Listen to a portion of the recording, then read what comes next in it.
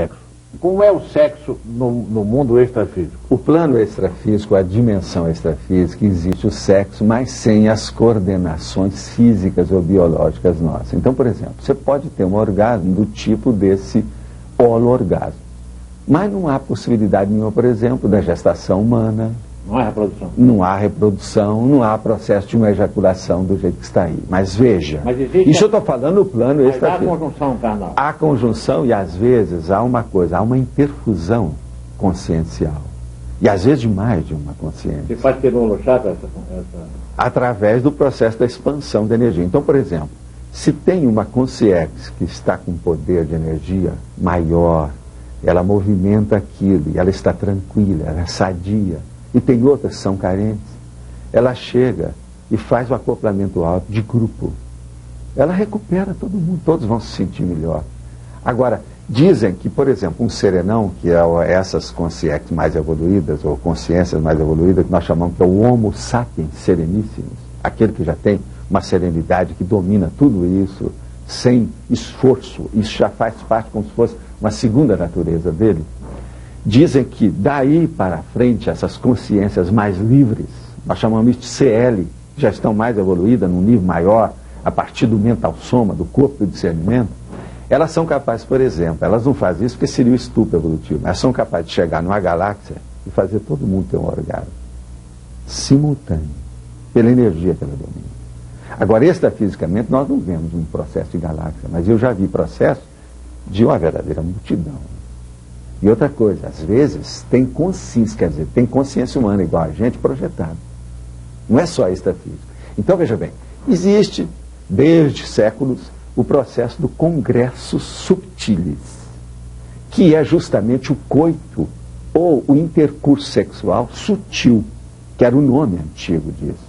Então aí vem aqueles dados que tem dentro do processo do ocultismo antigo, toda essa parafernália que estudo hoje está superado, do íncubo e do súcubo. Agora veja, tudo isso é tolice e tem muita tradição bolorenta em tudo isso, que não corresponde à verdade. Por quê? Qualquer um de nós, eu, você, quem esteja aqui ouvindo isso, pode sair numa projeção para outra dimensão e se manifestar através do psicossoma, que é transfigurável, e se apresentar com a forma que a gente queira. Mais moço, mais velho, homem, mulher, cachorro, bicho, um monstro, qualquer criação surrealista que venha à sua imaginação.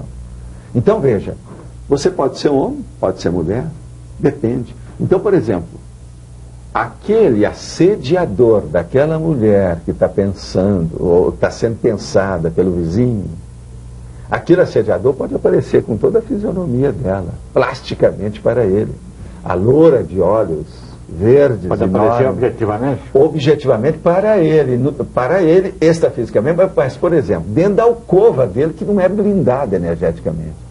Eu tenho, por exemplo, dentro dos nossos arquivos e processos todos, há mulheres e homens, por exemplo, viúvos e viúvas, que continuam com o trabalho e com o intercâmbio sexual com as pessoas que partiram para outra vida. Dona Flor, caso e mais sério, que aquilo lá há o processo, vamos dizer, literário, da literatura da coisa. Nós estamos falando de coisa séria. Então, por exemplo, e há aquelas que se aperfeiçoam com isso. Então há projetores e projetoras que saem sadiamente, praticamente toda noite do corpo, para ajudar as outras consciências. Isso é um absurdo perante a nossa sociedade, mas cosmoeticamente elas estão certas. Como é que se faz essa ajuda? Aí é preciso ter muito jogo de cintura sobre o processo da energia, a primeira coisa, e ter uma vida sexual adequada para isso.